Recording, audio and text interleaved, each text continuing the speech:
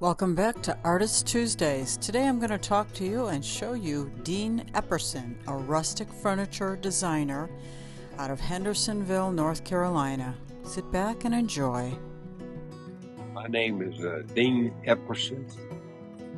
I got into making this rustic furniture about 27 years ago. I always worked in the woods, clearing roadways and house places. And back then, I didn't have any equipment except chainsaws and strong backs, deep backs, either way.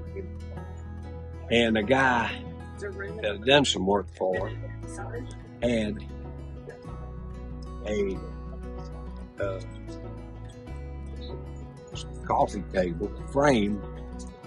He had a place in Key West, Florida, that he put glass, white stone on top of it after the people that made it out of mountain laurel, framed mountain laurel, and wanted to know if I could do that. I said no. Or you can adjust it. So he told me to take a piece and just think it over. So I took a piece and I walked by it and didn't think too much about it, and I got more interested. So I got me a couple of tools and started doing it then.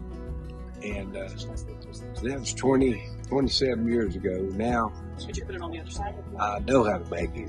It was really hard learning how to level the bottom and the top and all, but good Lord helped me, so here I am.